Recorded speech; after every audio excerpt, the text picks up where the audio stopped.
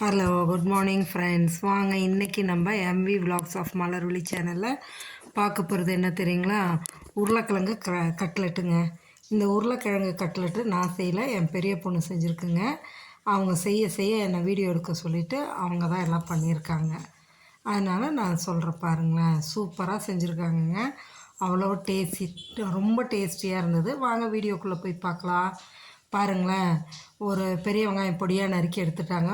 நல்லா இஞ்சி துருவி வச்சுருக்காங்க. கேரட்டு பீன்ஸ் பொடி பொடியாக நறுக்கியிருக்காங்க. 3 உருளைக்கிழங்கு நல்லா பெருசாக எடுத்து வேக வச்சு தோல் உரித்து மசிக்கிறாங்க பாருங்கள். இதை நல்லா மசிச்சிடணுங்க. உருளைக்கிழங்க அந்த கட்டியெல்லாம் இல்லாத அளவுக்கு நல்லா மசிச்சு எடுத்துருங்க. ஸ்மாஷர் வச்சு மசிச்சுட்டு அதில் அந்த இஞ்சி துருவலை எடுத்து போட்டுக்குங்க. அதையும் போட்டுட்டு பொடியாக நறுக்கின பெரிய வெங்காயம் அதையும் எடுத்து போட்டுக்குங்க. போட்டுட்டு அதோட அந்த நறுக்கி வச்சுருக்க பீன்ஸும் கேரட்டும் பொடியாக நறுக்காமல் அவங்க என்ன பண்ணிட்டாங்க, கேரட்டை நல்லா துருவிட்டாங்கங்க.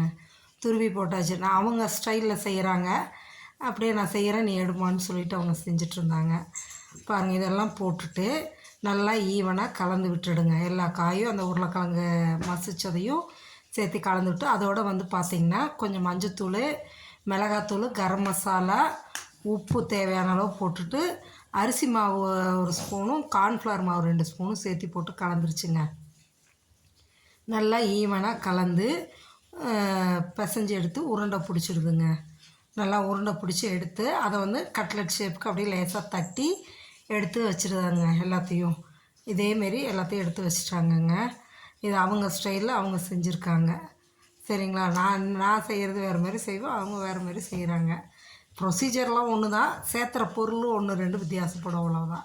பாருங்கள், இதேமாரி தட்டி எடுத்து வச்சுட்டு இதில் ஒரு 3 ஸ்பூன் கார்ன்ஃப்ளவர் தண்ணியாக கரைச்சி வச்சுங்க. ப்ரெட் க்ரம்ஸ் கொஞ்சம் பிளேட்டில் எடுத்து வச்சுட்டாங்க. இப்போ இதை அந்த கட்லெட் பீஸ் எடுத்து அந்த கார்ன்ஃப்ளவர் தண்ணியில் அப்படியே போட்டு, இந்த அளவு தண்ணியாக இருந்தால் தாங்க மேலே திக்காக கெட்டியாக பிடிக்காமல் லேசாக இதாக இருக்குங்க. போட்டு அதை அப்படியே ப்ரெட் க்ரம்ஸில் போட்டு பரட்டி எடுத்துருங்க. எடுத்து இதெல்லாம் ரெடியாக செஞ்சு எடுத்து வச்சுட்டு நம்ம தவாவில் போட்டு ஃப்ரை பண்ணோம்னா சீக்கிரம் செஞ்சிடலாங்க.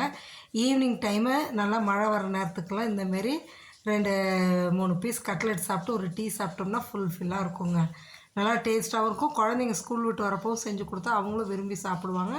இதில் எல்லா காயும் சேர்ந்துருக்கங்காட்டிக்கு ஹெல்த்தியும் கூட. சரிங்களா? இதேமாரி நம்ம எல்லாத்தையும் ரெடி பண்ணி வச்சுட்டு பாருங்கள், ஒரு வானலில் எண்ணெய் ஊற்றி காஞ்சதும் இந்த கட்லெட் பீஸ் எல்லாம் எடுத்து ஒன்று ஒன்றா அடுக்கி விட்டுற வேண்டியது தாங்க. ஆனால் மீடியம் ஃப்ளேமில் வேகணுங்க. எண்ணெய் காயிற வரைக்கும் ஃபுல் ஃப்ளேமு எடுத்து அடுக்கும் போது மீடியம் ஃப்ளேமில் வச்சுருங்க. அப்போ தான் உள்ளேயும் நல்லா வெந்து வரும், மேலேயும் நல்லா கோல்டன் ப்ரௌனில் இருக்குங்க. ஃபுல் ஃப்ளேம் வச்சோம்னா மேலே வெந்துடும், உள்ளார ஒரு மாதிரி இருக்கும். அதுக்காக தான் நான் எண்ணெய் கம்மியாக ஊற்றி செய்வேன். எங்கள் பொண்ணு நல்லா எண்ணெயை தாராளமாக ஊற்றி செஞ்சுருக்காங்க. அதுதாங்க, எண்ணெய் வேஸ்ட் ஆகும் இந்தமாரி செஞ்சோம். அதுக்காக தான் நான் கம்மியாக ஊற்றி, அதாவது கட்லெட் அடிக்கி மேலே அப்படியே லைட்டாக ஊற்றி திருப்பி திருப்பி எடுப்பேன். அவங்க ஷாலோ ஃப்ரையாக பண்ணிட்டாங்க. அப்படியே கலர் சேஞ்ச் ஆனதும் அப்படியே திருப்பி விட்டு எடுக்க வேண்டியதாங்க. சூப்பரான உருளைக்கிழங்கு கட்லெட்டுங்க. உருளைக்கிழங்கு, கேரட்டு, பீன்ஸு, இன்னும் நம்மளுக்கு வேண்டிய காயை முட்டைக்கோஸ் போட்டுக்கலாம், கேப்சிகம் போடலாம். நம்ம சாய்ஸ் தாங்க எல்லாமே. எந்த அளவு காய் சேர்த்து கொடுக்குறோமோ குழந்தைங்களுக்கு அந்தளவு ரொம்ப நல்லதுங்க. இதேமாரி பொரித்து எடுத்துடலாங்க. இப்போ பாருங்கள், நல்லா கோல்டன் ப்ரௌன் வந்துருச்சா? இப்போ நம்ம அப்படியே வடித்து எடுத்து ஒரு பேனில் வடிகூடையில் வச்சிட்டோன்னு வைங்க, சுத்தமாக எண்ணெய் வடிஞ்சிடும். அதுக்கப்புறம் எடுத்து வச்சு சாப்பிட்லாங்க. அவ்வளோ டேஸ்டியாக இருக்கும். நீங்களும் இதை மறக்காமல் செஞ்சு பாருங்கள். எங்களோட ஸ்டைலில் நாங்கள் செஞ்சுருக்கோம். செஞ்சு சாப்பிட்டு பார்த்துட்டு எப்படி இருக்குன்னு கமெண்ட் செக்ஷனில் மறக்காமல் உங்களோட கமெண்ட்ஸை போடுங்க.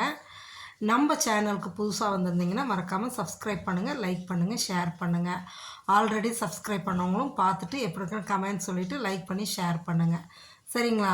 பாருங்கள், அவங்க அப்படியே இப்போ எல்லாம் வெந்த கட்லெட்டெல்லாம் எடுத்து வச்சு டொமேட்டோ கெச்சப் எடுத்து வச்சாச்சுங்க சாப்பிட்றதுக்கு. இந்த டொமேட்டோ கெச்சப்போடு தொட்டு சாப்பிடும்போது அவ்வளோ டேஸ்டியாக நல்லாயிருக்குங்க.